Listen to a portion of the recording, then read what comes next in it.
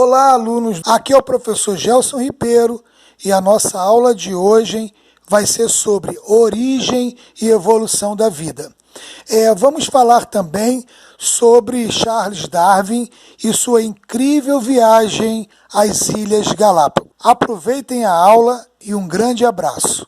Acredita-se que, no início da formação da Terra, a temperatura era muito elevada e os vulcões expeliam diversas substâncias na atmosfera. Além disso, a Terra era atingida por muitos meteoritos que possivelmente transportavam grande quantidade de água. Com a alta temperatura, a água evaporava e, então, formavam-se densas nuvens que produziam chuvas intensas com muitos raios.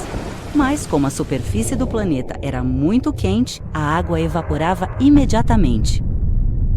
Devido a esse ciclo de evaporação e precipitação, após milhões de anos, a Terra se esfriou. Então, a água das chuvas passou a se acumular nas depressões do relevo, formando os primeiros oceanos. A energia das descargas elétricas dos raios e a radiação do Sol favoreceram reações químicas entre os gases que formavam a atmosfera da Terra primitiva. Provavelmente foram essas reações que deram origem às primeiras moléculas orgânicas simples, como os aminoácidos. Com base na teoria formulada pelos pesquisadores Oparin e Haldane, essas primeiras moléculas orgânicas teriam se agrupado formando moléculas maiores, como os polipeptídeos. As macromoléculas em solução teriam formado estruturas com o interior isolado do resto do ambiente, os coacervatos. Alguns cientistas acreditam que o primeiro ser vivo tenha se originado quando os coacervatos adquiriram certa complexidade, como o desenvolvimento de material genético e a capacidade de se reproduzir. Esses primeiros seres vivos provavelmente eram unicelulares e semelhantes a seres procariontes. Eles são considerados os ancestrais de todos os outros seres vivos que surgiram por meio de um longo processo evolutivo. Apesar de a teoria de Oparin e Haldane ser uma das mais conhecidas, existem outras hipóteses sobre a origem da vida na Terra. A teoria da panspermia cósmica, por exemplo, propõe que os seres vivos não se originaram na Terra, mas em outro local do espaço sideral e foram trazidos por meteoritos. Apesar de essa hipótese não esclarecer como a vida surgiu, ela passou a ser defendida por alguns cientistas após a descoberta de moléculas orgânicas em meteoritos que caíram em nosso planeta.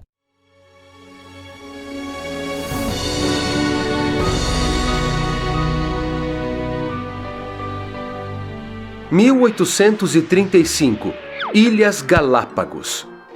O jovem naturalista inglês Charles Darwin recolhe amostras de todo tipo de animais e plantas para seus estudos. Suas observações nestas ilhas serão fundamentais para formular suas teorias que, após muitos anos, publicará na sua grande obra, A Origem das Espécies. Um livro revolucionário que mudou a forma de entender a biologia e que deu origem a novas teorias científicas.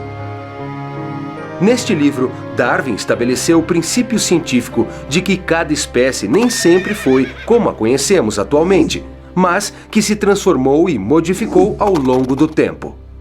3 conceitos são importantes para conhecer as teorias de Charles Darwin: seleção natural, evolução e origem das espécies.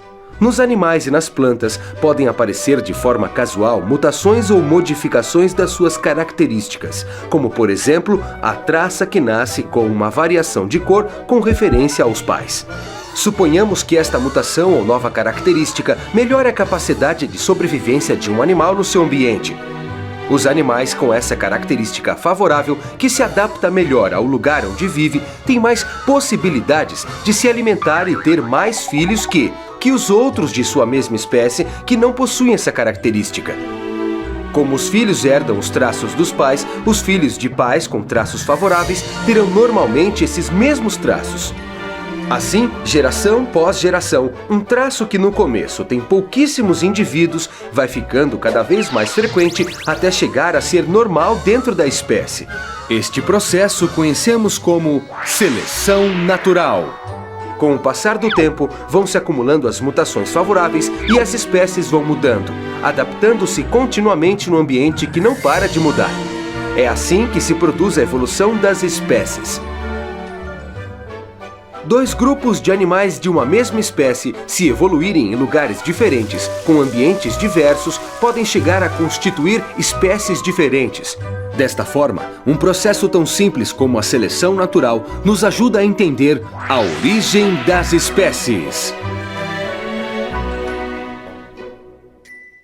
Charles Darwin foi um dos homens mais importantes do seu tempo e é considerado por muitos como um dos cientistas mais influentes da história. Suas teorias sobre a origem e a evolução das espécies foram grandes novidades na sua época e ainda hoje são estudadas e discutidas. Darwin morreu em 1882. Seu legado mudou o pensamento de uma época e abriu as portas para uma nova forma de entender a ciência, o mundo e o papel que desempenha o homem no nosso planeta. A ideia de que Deus criou o homem à sua imagem e semelhança era compartilhada pela maioria dos cientistas ocidentais até meados do século XIX. Eles acreditavam que todas as criaturas do planeta haviam sido concebidas pela força divina, até que apareceu Charles Darwin. Alguns pesquisadores já falavam de uma evolução das espécies, mas o naturalista britânico foi o primeiro a comprovar e explicar o mecanismo que a torna possível: a seleção natural. Sua teoria mudou radicalmente a biologia e ofereceu outra explicação sobre a origem do ser humano. Por causa dela, Darwin se tornou um dos cientistas e pensadores mais importantes da história. Mas para chegar lá, ele precisou fazer uma viagem extraordinária, centenas de experimentos e refinar as suas ideias por 20 anos.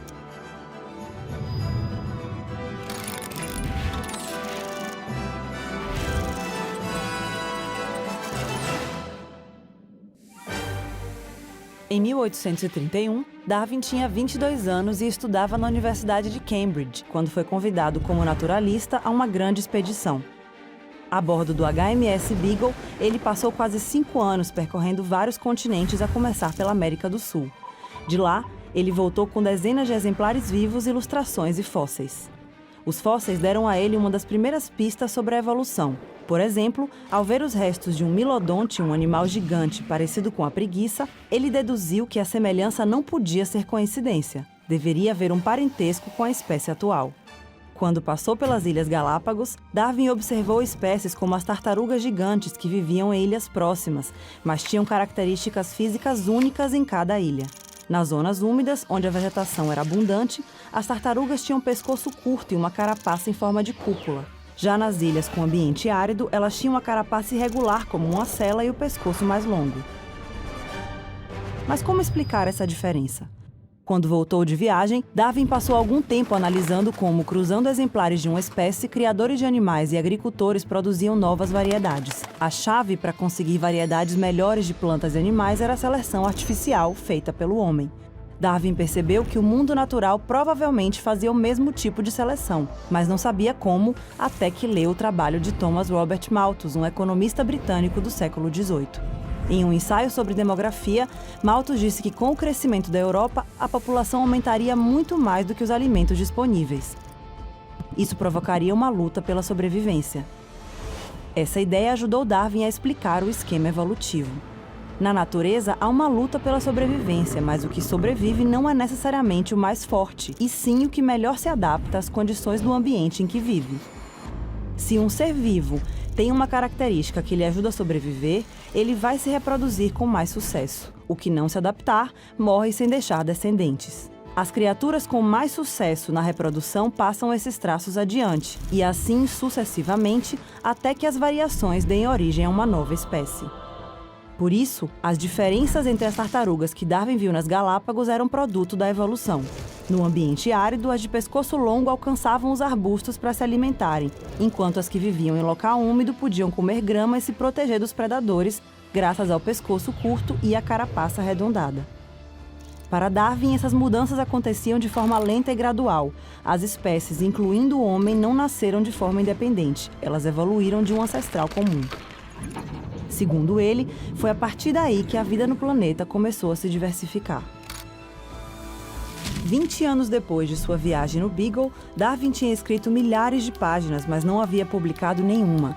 Ele queria ter provas inquestionáveis, talvez porque soubesse o terremoto que suas ideias iriam causar. Foi então que ele recebeu uma carta de Alfred Russel Wallace, um admirador e colega naturalista que havia chegado à mesma conclusão. A evolução acontecia por seleção natural. Darwin temia que Wallace levasse o mérito pela teoria. Os dois naturalistas concordaram em apresentar uma carta conjunta explicando suas descobertas. Mas no ano seguinte, ao publicar seu livro sobre a origem das espécies, Darwin virou uma celebridade até mesmo fora da comunidade científica, mas não sem antes abalar os alicerces da Grã-Bretanha vitoriana. Como Nicolau Copérnico no século XVI, a teoria de Darwin mudou tudo ao explicar que a diversidade do mundo acontecia por um processo biológico, sem a intervenção de Deus. Ele colocou o ser humano no mesmo degrau evolutivo que o resto dos seres do planeta. Avanços científicos comprovaram a teoria de Darwin, e até a Igreja Católica acabou aceitando décadas mais tarde, com ressalvas, que a evolução era compatível com a fé. E hoje, mais de 150 anos depois que o mundo conheceu a teoria de Darwin, sabemos que a evolução é um fato. O planeta continua mudando, às vezes de forma dramática. E nós mudamos com ele. Então é isso, pessoal. Espero que tenham gostado da aula de hoje. Deixem seu like, comentem suas dúvidas e não se esqueçam de se inscrever no canal. Um grande beijo para todo mundo.